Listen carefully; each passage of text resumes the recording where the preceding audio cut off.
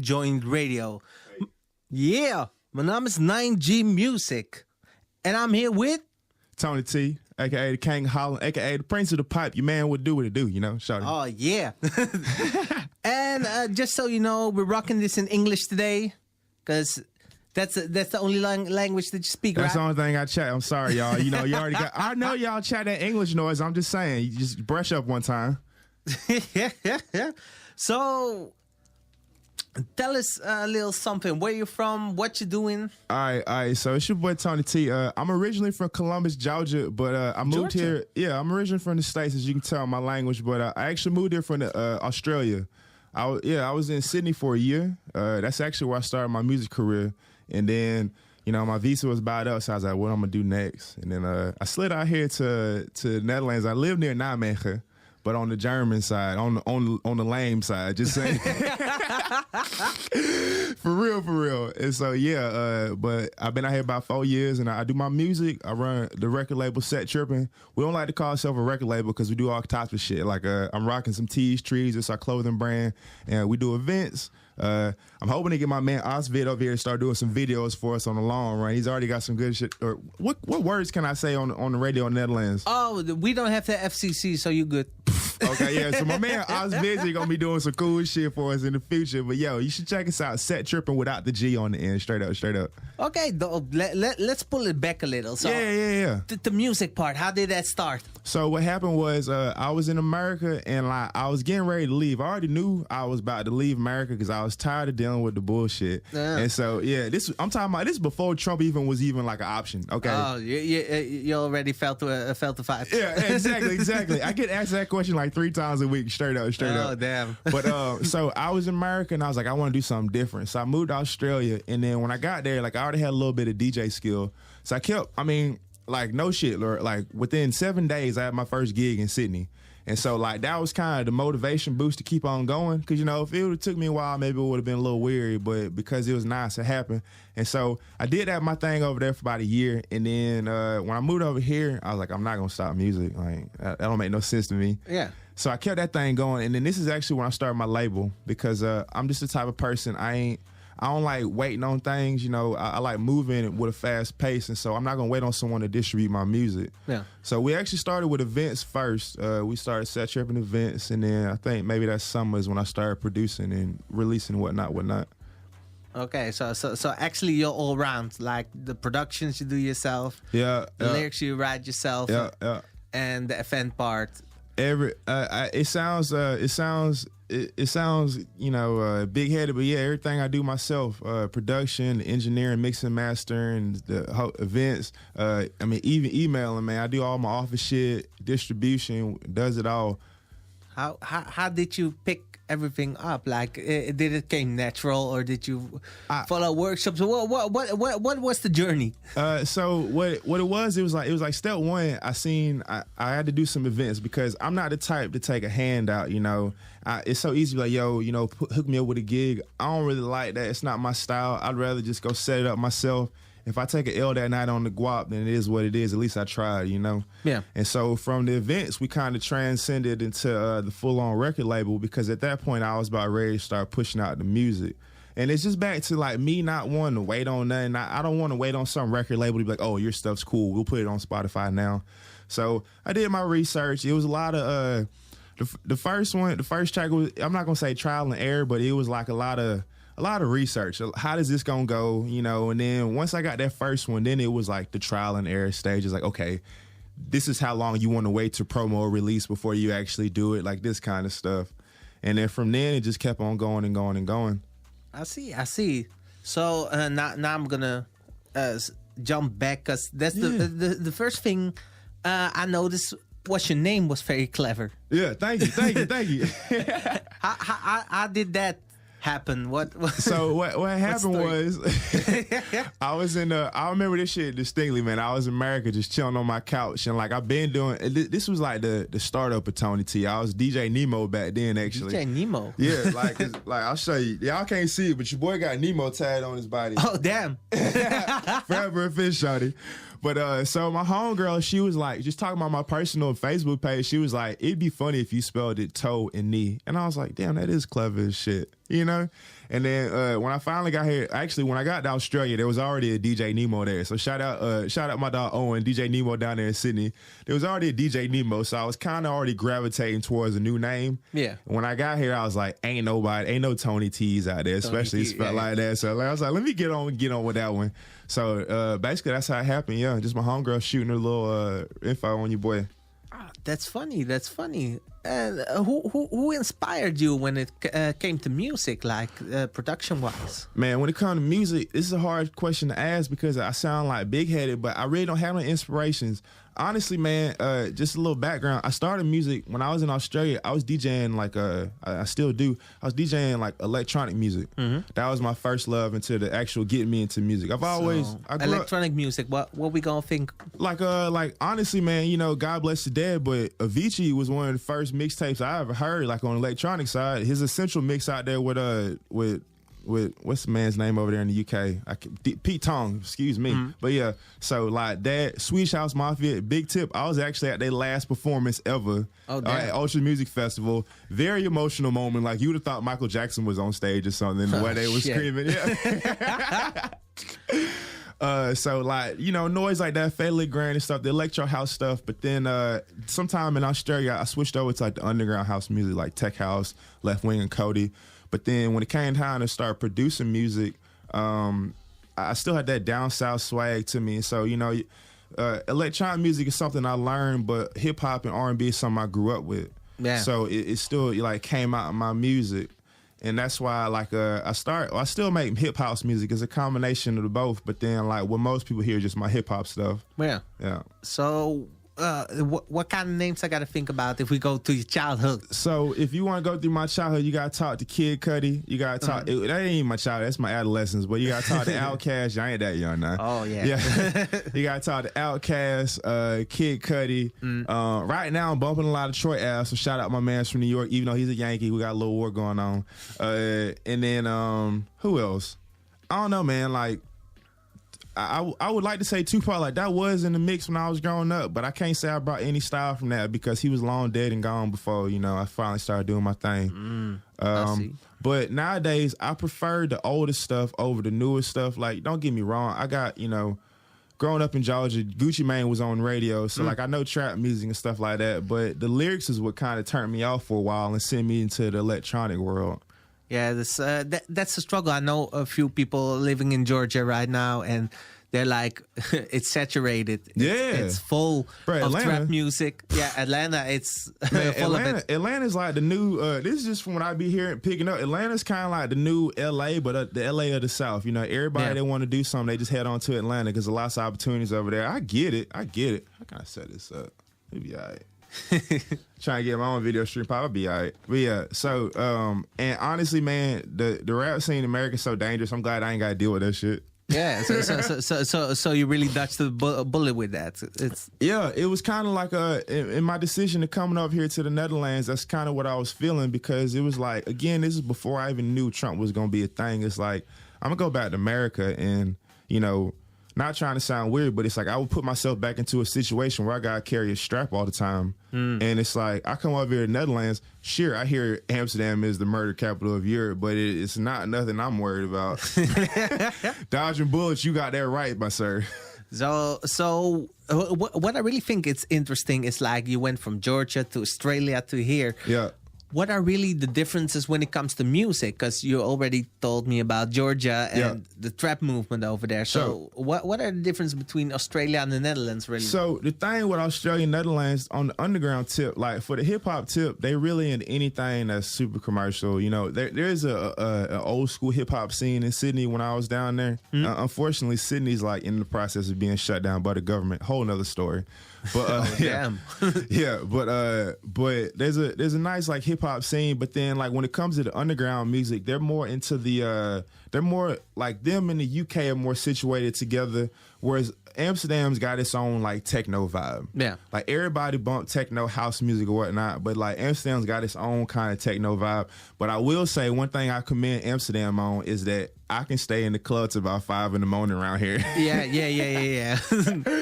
Boy, over there in Australia, they got these new lockout laws in Sydney, man, like 2 o'clock in the morning. At 1:30, excuse me, if you leave a club, you going home. You can't get in nowhere else. Oh, damn. And then everything else closed around 2:30 in the morning. 2:30. That's really crazy when you think about it. Like, most people go outside the house like 12 o'clock or something. Exactly, you know. And then it's two hours and then you go home again. Like if you stay in the club, you straight. But if you want to leave and go somewhere else, like if you at the Sugar Factory, you trying to get to the school, nah, they ain't letting that shit slide. Like you got to stay on in. And then everybody get out of the club at 2:30. So yeah. So are there a lot of people then on the streets, or do they go straight home? What is it like? So it kind of did like a little backfire. A lot of violence happens now on the streets because you kicking drunk people out and they fighting over cabs and shit. I ain't been there in about 4 years, but from what I heard, everybody's moving to Melbourne. Everybody just going to Melbourne to party because they can't kick it around Sydney no more. Damn. Yeah, it's like years ago over here in the Netherlands, like the Koningsdag festive. I love that shit. By the way, happy late birthday, Willem. The funny part was back then they had events going on till 12 o'clock or something. Okay. And the trains stopped riding. So everybody was stuck in Amsterdam. So what happened? People started to riot at Central Station. So everybody was drunk. So actually, that exact situation that you are describing, we've been through that. Okay, so y'all know what's up. It's a learning process. Yo, is this why you can't have alcohol on the train tracks around Koningsdag? Yeah, because that's also with the football hooligans. We really have a problem with football hooligans. I noticed about that. My man, shout out my dog, mine out there in NineG. He's a big Feyenoord fan. He done converted your boy and everything. And he told me that y'all can only buy one like football pass a year per team or something like that. Yeah. Because it's really like writing. You can, if we go back in the history again, it's like Feyenoord and Ajax supporters really planned a day to kick each other's ass. Yeah. This is what he told me. This is what my man told me. It was really weird. People died and shit. Damn, bro. Over football. It's really crazy if you think about it. Yeah. In America, this is what we taught that like soccer, we call it soccer over that way. Yeah. We say soccer is the only sport that people actually die because we hear the fans get it in around here. I ain't gonna lie, I ain't no proponent for violence. Don't be fighting nobody. But I do want to see some shit pop off over there in England, like a Liverpool, one of them kind of matches. Yeah. That's also a thing. Like we got English football teams over here. Their fans, they're rioting, rowdy as shit, and throwing bikes in the water and stuff. Yeah, I seen them videos. I didn't come to Amsterdam that weekend, but I seen the video on YouTube. And I was like, God damn, they going ham. I'm glad our little popos out here, the little X-Men police officers doing their thing. Yeah, everybody was just amazed, like, oh wow, this is happening now. Yeah, it's just going down. So yeah, we know the problem. Yeah, man. Over there in America, though, like we more up on our American football tip, and we don't never get that rowdy. But when Philadelphia won the Super Bowl, like apparently they trashed Philadelphia, bro. Yeah. Shit. I've seen that too. Cars went to shits and everything. Yeah, topping cars, knocking down street poles, and all that shit, man. They wild, boy. That's some crazy shit. So now I'm gravitating back to the music. Yeah, for sure, man. Like, my bad. No problem. This is it's a part of it. It's the culture. Yeah. So in Sydney, how is the music over there in comparison of the Netherlands? Like over there in Sydney, you told me underground. Yeah. Scene is popping. What I gotta think underground, like really boom bap or lo-fi hip hop? What is man, popping? you ain't even find no boom bap like underground. Like you gonna find some underground like electronic music, but as far as the hip hop goes, I mean, I used to work at Marquee nightclub, so shout out them. But they bringing basically Marquee and the casino bringing all of the headliners in. I met J. Cole and Kendrick Lamar at their first time ever being in Australia because I was working that night. And so like they bring headliners like that in, like that's just what to do. But then I can't say no boom bap scene going on. There is a big Aussie hip hop scene. I'm not gonna lie, like they be getting fresh. Check out everybody watching right now, owned by Oz Hip Hop playlist on Spotify. If you want to see anything of the good people twerking around there, that's where you want to check it out at. Shout out NJE from Sydney as well. Like literally, NJE, he's the first person I said anything to in Sydney. I got off the plane from Fiji, left the airport, got to Central Station, and my man is busking in the hallway doing his thing on the microphone. So yeah, shout out to that hustler one time. Damn. yeah. I gotta give him a props. But that's basically what it is. Hey, they got like Australia got their own little music scene going on. You know, they very supportive of their own artists, and I get it. The Netherlands, they got their own way of doing that as well. They very supportive of their own artists, and so they got big festivals where they put on, you know, they kind of music. Yeah. The shit that you will find in Australia, which is nice. It's cool on a cheeky Sunday, but after a while, you be like, all right, I'm trying to hear something else. Okay. So, what was your big relief when you came to the Netherlands? What was the biggest relief? I think my biggest relief, besides the club staying open so long, was that like I was in entrepreneur mode when I got here. You know, when I left Australia, I still wasn't in like, you know, give me it, but I was still new to the shit. But when I got to Australia, when I got here, it was like, all right, boy. Versus, let me hit up this promoter site, let me hit up this club, and then, you know, let my brand come and do our thing. And so that was kind of, for me, it was like, all right, it's time to be a boss instead of be a player. Yeah, and that's just also what I appreciate. I think it was just a good timing for me. So it gave you the chance to grab opportunities and make moves. Pre-seas, move how I want to move. That's dope. Well, anyway, we're close in the first hour, so almost. We got 10 minutes now. Cool, in the second hour, we're going to talk some more. Play the track that you gave me from USB, from your new EP. That's what's up. I want to hear more about that. Appreciate you. Yeah. We'll be right back. Joint Radio. Hey. I'm NineG Music, and I'm with... It's your boy Toeknee Tee, a.k.a. the Future King Holland, and my man Diamond, the D.O.G. Ho. Yeah. So the first hour, we're talking about the differences from like Georgia, Australia, Netherlands, and the way you were actually transformed into a beat, like a wordsmith. Wordsmith, that's the word. Yeah, I ain't no rapper. I'm a wordsmith. Wordsmith entrepreneur. You know, doing my thing. I get it. So, at that point when you started as a wordsmith, what was your first lyric you wrote?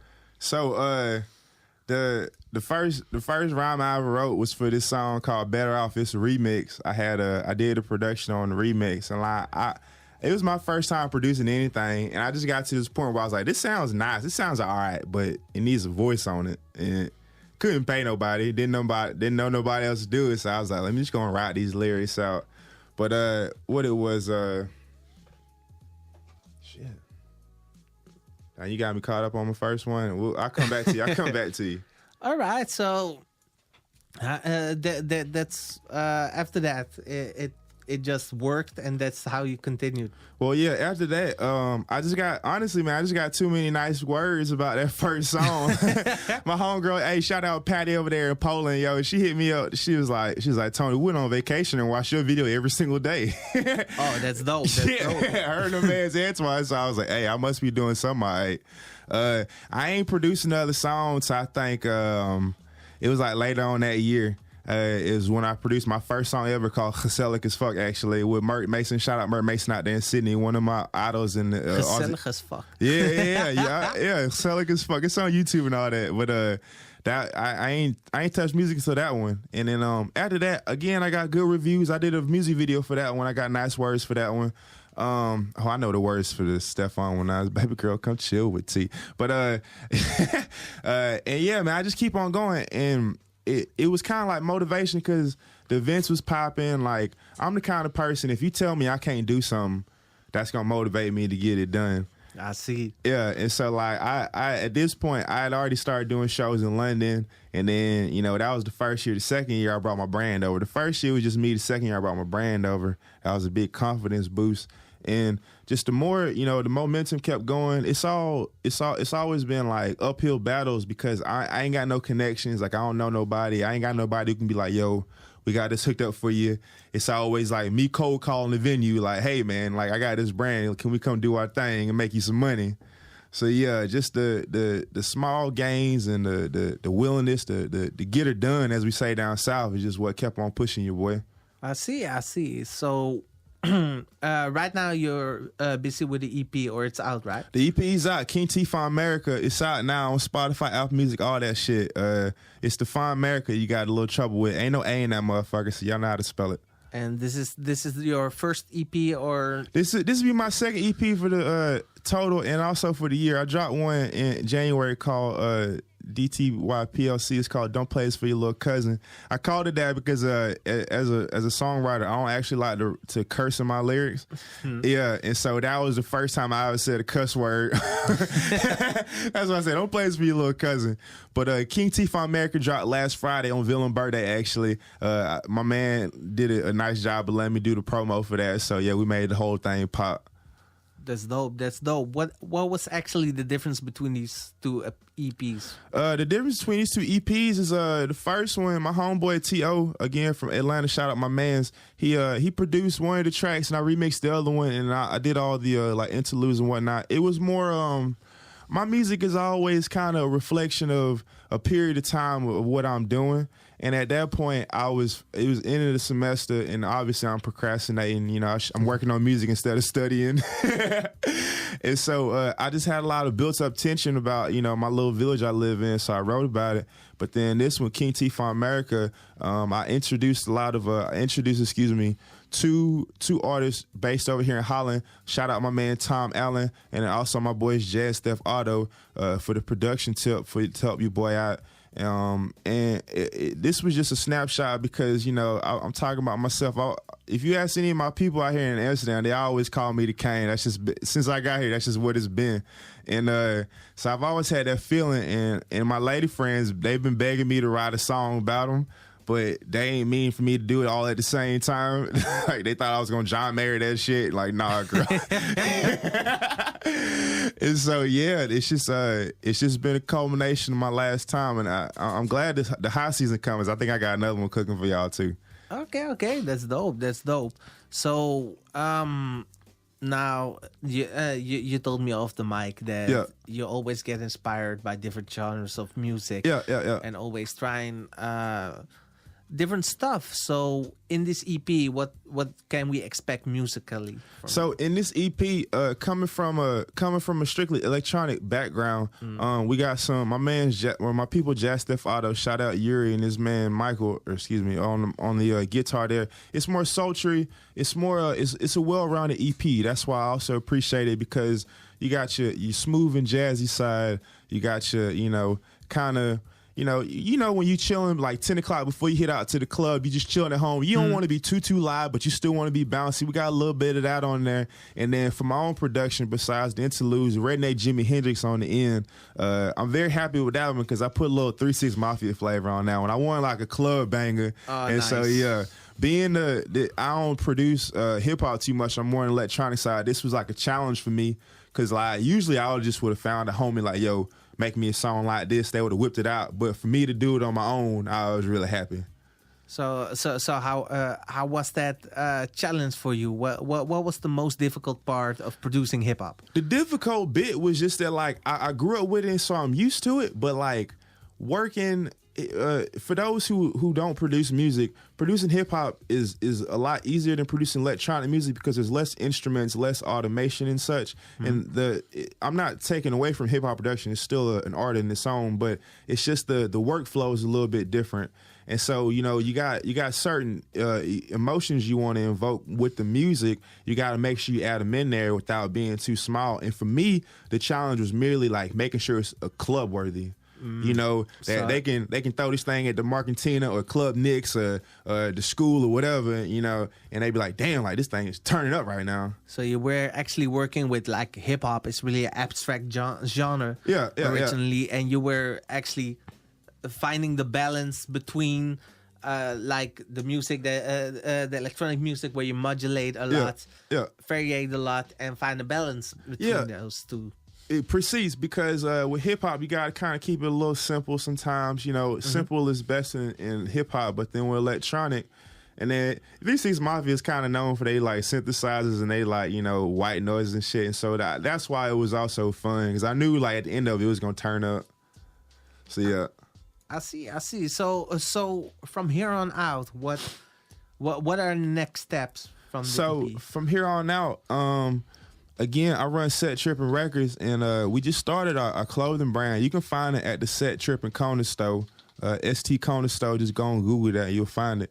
But I just came out with my own brand of camo, actually. We call it woodwear, but you know your boy from the South. I'm the redneck Jimi Hendrix, and so your boy's a hunter. I came out with this clothing brand because back home, the folks who make hunting camo, let's just say they some real big Trump supporters, and they don't like people who don't look like Trump wearing their stuff. Oh, damn. Yeah, so I'm coming for your head, and it is what it is.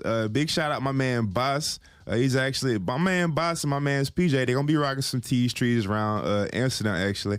Big shout out hers because my brand Tees Trees will be on sale very soon in the city of Amsterdam, in the Pipe. My man's over there, they rocking with it. So we got the clothing brand. The clothing brand really just started out as something to support the music, but then I put a little passion into it, and so that's when the camo came. We got that. We got the events rocking. About 3 weeks, we got our 3rd-year anniversary. Oh, yeah, so big shout-out. Set Tripp'n 3rd-year anniversary.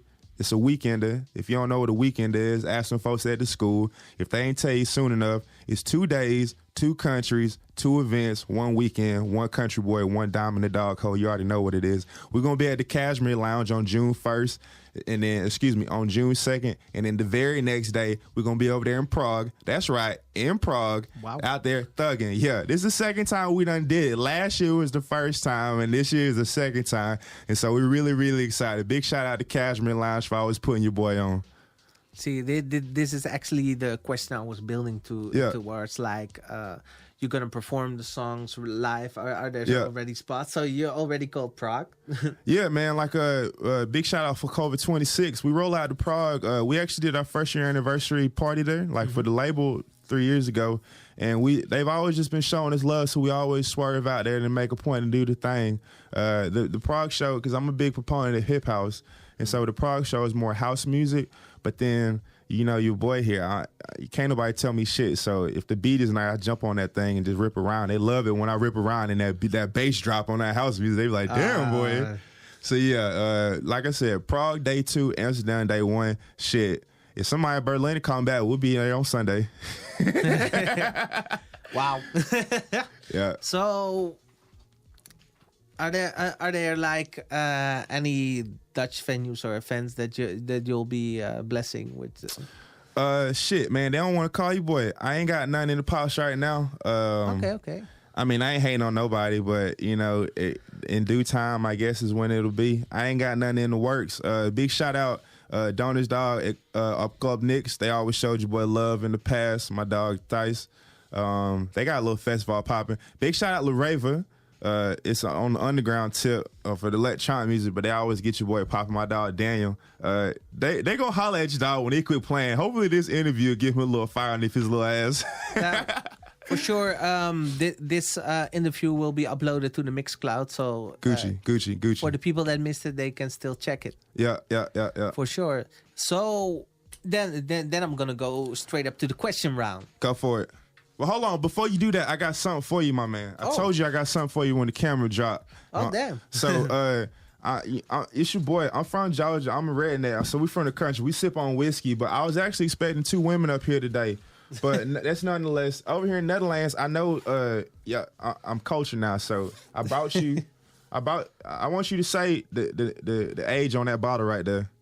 What that say right there? Dat is hammer. Nah, the number. Wait. The number right there. What that number is? 9048er. 1984. How old you is? What year you was born? 1986. Okay, so this the oldest thing in the room right now, but it's for you, my nigga. Hey, thanks, man. I appreciate it. I appreciate it. I appreciate y'all putting your boy on. So when you go and sip that 20-something-year-old wine later on tonight, think about your mans. Oh, damn. I appreciate it. I appreciate it, man. So, yeah, for the question round. Go for it. Like, I was already talking about festivals. Yeah. Now we're about to throw all the logic and all the planning out the window. For sure. If you get a chance to stand on the festivals, name your favorite ones. Damn, that's a tough question. So let's start with the Netherlands and then we'll move to international. They had one. It was popping off last year called All We Want. Shout out Yordi. You probably ain't listening, but they had one called All We Want out there near my way. It was pretty nice. It was over there. It's actually in Germany, but it's a Dutch festival. Everybody over there was speaking Dutch. They ain't even know they was in another country, but that one was Gucci. Dang, man, I ain't even really too much up on the Dutch festival till, like, I heard it be popping around this way, but I'm more in the club scene. You know, I'll throw some V's out all day, though, if you need me. Okay. So let's talk about clubs. What are the clubs that you really want to rock? So the clubs I'm trying to rock at is straight up the Mark and Tina, because, like, that venue is just so set up, like, you know, I could just see myself on that stage, and they told me, like, player, we pack 1,000 people in there. Yeah, I need to be in front of 1,000 people, straight up. The Sugar Factory is always nice. The school's tight because they got that weekend idea that I stole. And also, I love telling my homies back in America that I partied in the school. Oh, damn. Yeah, they be loving that shit. But they're my favorite. But then these in Nijmegen, Amsterdam, back in Nijmegen, big shout out to Dorn Rogen, big shout out to Merlion, because we used to have some events popping over there one time. They was good peoples. That's cool. What kind of events? Give the people us. Yeah, for sure. Idea. My bad. The event we had popping was called Fresh. It was an electronic event, but it wasn't so dark. Like our electronic events, that it don't be that super hole in the wall, pitch black. You know, you on the moon type techno. It's more like lively kind of house, similar to what they be banging over there at the Chicago Social Club. You know, a little bit more jazzy, get your booty shaking. I see. That kind of stuff. Yeah, dope. You know, usually I like to act like a dick and ask the difficult questions. Go for it, man. But the problem is like you're again an artist, very diverse. If I throw you, will you work with Miley Cyrus? Will you work with this dude? You'll be like, shit. Okay, cool, let's go. Fucking right. See, usually artists struggle with this because they're not into the puppy stuff, you know. So yeah. Let's see. A difficult question. Yeah. Okay. You have like one club night. Uh-huh.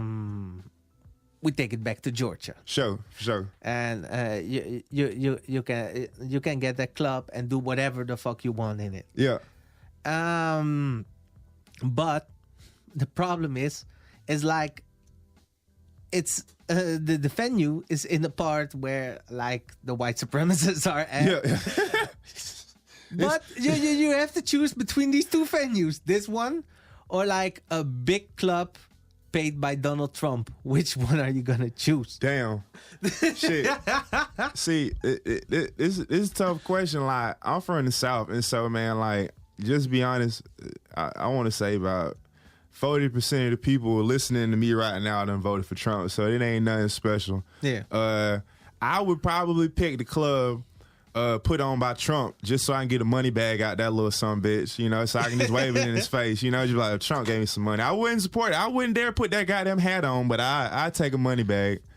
Straight up. I'll leave with a fuck you on the way out. So you just want to have your tax money back? Exactly. My money that I know he's spending unwisely. I see. So all the golf courses, it's mine now. Boy, that'd be the dream, straight up. Okay. And now moved back internationally. Yeah. Are there any stages that you would rock or festivals? What is your goal on the long term? Honestly, man, my goal in the long term, you know, I like success. I like money, but it ain't all about the go out. I just want to be able to do what I want to do. And it's kind of like, if you ask me what I mean by I want to be the future King of Holland, it ain't even nothing about, like, I wouldn't mind touching y'all government a little bit. I got little pointers, but but it's like the lyrics say, man, I just want to be able to move and do what I want to do in the world. And so I want to reach a level of success with my music that I can live where I want to live and play where I want to play. At the end of the day, my goal would be to like live in the northern hemisphere when it's hot, like around this time, and live in the south when it's hot around that time. Dodge that winter shit. You're so right. So to name a few though, like just looking at my wrist, like big shout out Creamfields Festival in England. That'd be dope as fuck to play. I mean, I'm up on 9 countries right now that I performed in, with 3 of them being outside of Europe, and so I'd like to touch the rest of Europe. That'd be the goal for right now. So get on down to Spain, get on down to France, and I want to get on to the Scandinavian countries, but I feel like I'll be married in like 10 minutes. Married in 10 minutes. Yeah, the problem is you'll be facing the cold for the rest of your life. Yeah, boy, that's when I had to bring a little ass down here to the damn square. Yeah, you know what? When we talked about your EP, you said 3-6 Mafia. For sure. I'm going to play one track of them. Throw it. And then we back. Hey. Join Radio. Woo. Yeah. Join Radio. Woo. My name is NineG Music, and I'm here with... Your man, Toeknee Tee, a.k.a. the Future King of Harlem, the Prince of the Pipe, the motherfucking redneck Jimi Hendrix, all that shit. The Future Coochie Keys. Oh, I'm losing my titles now. The redneck Jimi Hendrix. That's right, shawty. I got that name over there in England, actually. That's a big shout out to all my people over there in Egg, London, and all that shit. Okay. But how did that happen? So, as you see, I'm a big proponent of the camouflage. And before I was rocking my own camouflage, I was rocking this brand named Real Tree. It's just my style. And I'd always rock up to my shows in England, you know, like full-on rock star mode. Like, land that morning, do the show that night, be on the first plane out like 2 hours later. And they was like, boy, you something else. Like, you a goddamn rock star for real. So I'm the first one they ever met. So I'm the redneck Jimi Hendrix. Okay. Now, about other artists, who are artists that you really want to collaborate with? No limits. Yeah. Let me think.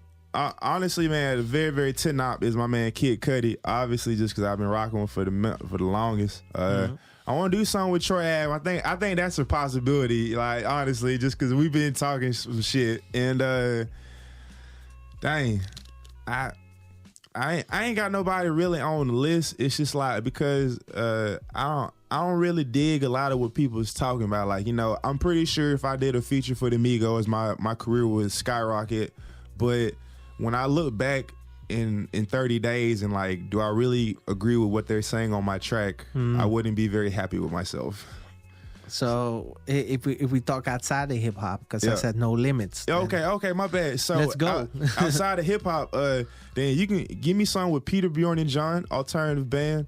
I would love to work with Empire of the Sun out there in Australia. That you know, walking on the dream. Like, I would love to work with something like that. Rat-a-tat, they also did some jams with Kid Cudi. I'm actually working on a jam with my grandpa right now. 83 years old. I activated his old ass. I had him send me. Yeah, man. I hit him one day. He's good on the FaceTime. So I FaceTimed him one day. I was like, Grandpa, I need you to get down in that studio, because he got one in his basement. I was like, you need to get up on that piano, up on that guitar, something, send you boys some samples.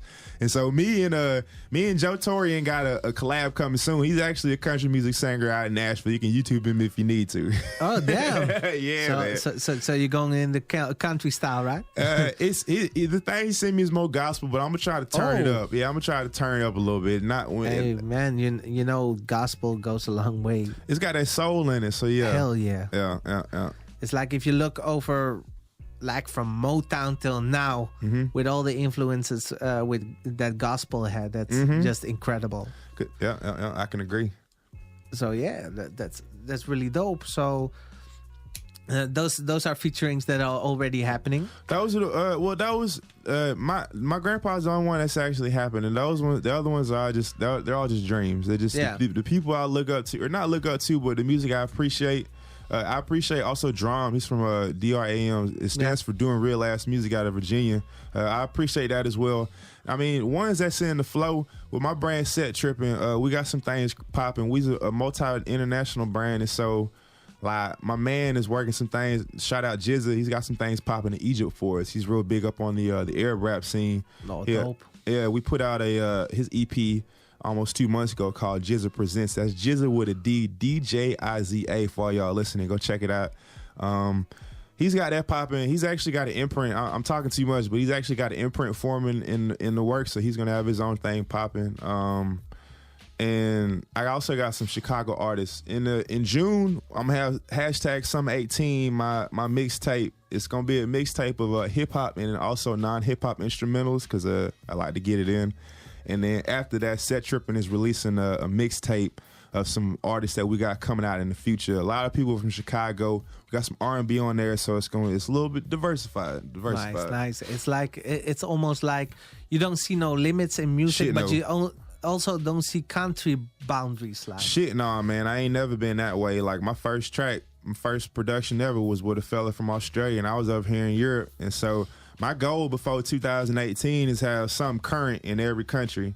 I got obviously Europe, America popping right now. I need to look back around, do something in Australia, but we reaching into Asia as well. That's also, it's on the radar. We ain't holding that. Well, that's dope. That's dope, man.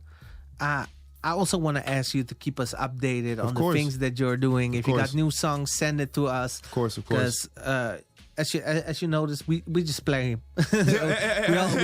we all throw him in the airplane. Yeah, and I love it. Yo, hey, if y'all listening, big shout out to Salto Radio, straight up Joint Radio FM doing their thing. And y'all can't see him, but big shout out my man Oscar Vid, yo, aka Oscar Vid Productions, the man behind the King of Holland video. Yo, he's a fucking genius. If you need using music video, holla at me and I'll put you in contact with my boy. Yeah, he's been filming us the whole time. Dope. Shout out, man. Straight up Oscar Vid. Like you know, it's kind of got me feeling like a dick. He's over there with the camera. Like, I'm not talking to him the whole time. He's just filming us. Like, am I that horrible person? Like the artist is here. Like, hey, what up? Oh, hi. Man, I always tell my man Oscar, because he's such a kind person. I'm like, man, like for Cody's night, I was like, bro, I just need a solid hour of filming. After that, you just gonna have some fun, man. I ain't gonna hold you to it, yo. He's a solid motherfucker. Dope. Now, the last question is, because we got a little time left. Yeah. Do you like the freestyle? I don't like the freestyle, but I mean, I'm on the mic. What you want? Hey, if you can drop something, it would be nice, you know? All right. But only if you're comfortable with it. It's not like I'm going to say, like, you must. I mean, give me something. Can I recycle something in my head that ain't nobody ever heard? Sure. Okay. Let's see what I got. I got a big list of instrumentals, so. Oh man, you pick the beat. I'll pick one in my hair one time. Let's see. Yeah, commercials, of course. That's life. What be pissing me off is I have a new EP drop on Spotify and I go try to play it. They send me Eminem and some shit. Oh God. Okay. Hey. I can rip this one? Hey, okay, fuck it. Hey. It's the return of the criminal. Blue passport, over the top, never subliminal. For even in the snow, I stay in some Sperry's. Catch me in the summer down in Gouda pumping dairy. King of the South, round there we like to carry. Reppin' for America, just like John Kerry. And I'm teaching folks how to bury the hate. The redneck secretary of state with no debate. We practice how to procreate. Can't catch me in the morning cause tomorrow's too late. Hey, I ain't done. Okay. Back at it again, crab legs and shark teeth. Anybody want it can get it, no vegan, we got beef. Soliloquies of symmetry for my enemies. Run from your knees, got verses so quick to bury thee. Dropping knowledge like a library in the earthquake. Go and sleep naked, wake up fresh like it's my birthday. And them shawties let me get it on the first date. But it's okay, cause you know your boy is work day. Check it, now down south, it's what we do. We mug get drunk in trucks, but Sunday school we hit that pew. What you know about folks be doing you all dirty. They be popping at the mouth with no action, all worthy. Quick to grab a gun, cause no hands is to blame. Start to get the dumping and find out they got no aim. But I really know shooters who stay up in them trees. Wait all season to shoot at a couple BUC to the case. I wish deer season was every single day. If I had it my way, I hunt the wolf for trophy winners. Yeah, me and my lady having Bambi for dinner. Hip house serrator, street knowledge educator. Granny call me Black Jesus, I might just be your savior. Oh, so studious, but I might cut class. Dip off to London to have some bangers and mash. And when I'm there, you know I'm gonna do a show. I'm the first redneck to get them on the dance floor. Ain't the type to wear jewelry.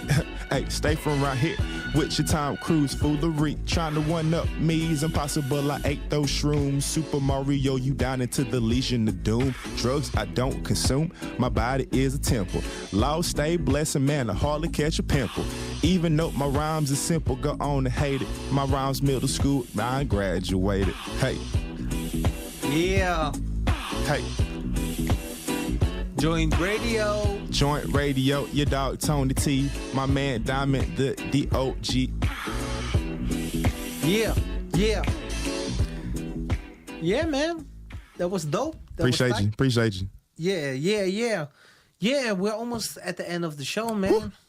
Sad times. Hey, thanks for coming, though. It was really dope. No worries, man. We really got the perspective from Georgia, Australia, the Netherlands. I'm glad I could talk my shit, man. And everything in between. Hey, yo, I actually wrote this whole story into like a bit of it's more of a movie score than a song. But if you want to go back to my old EP, DTYPLC, look up The Legend of King T for America, and you know exactly what I'm talking about, Shadi. Okay. Give us the places where we can find you. Your boy's on everywhere, man. Literally anywhere you listen to music, Spotify, Apple Music. You can find your dog on Instagram. Make sure you find my dog Diamond the Dog Hole too, man. That's my boy. He's my woody. But yeah, again, it's Spotify, Apple Music, SoundCloud, Deezer, all that shit, whatever you need. YouTube, most everything on Spotify though. We do YouTube just for the play. So if you too cheap for Spotify, holla at your boy. We'll suss you out. Well, it was dope having you here. Yeah. There was the Joint Radio. Let me give a shout out before I go. Before I go, who I want to shout out last? Big shout out to, I think I done called everyone, but big shout out my man Frank the Tank. I'm about to go meet up with in Utrecht. Big shout out to all my lady friends across the Netherlands that I'm not gonna name because y'all already give me too much hell. And big shout out to all everybody that been rocking with your boy, man. If you want something, you know where I'm at. Set Tripp'n Records, be the ENT, and Tony T is out this motherfucker. Hey. Yeah. There was the Joint Radio. We gonna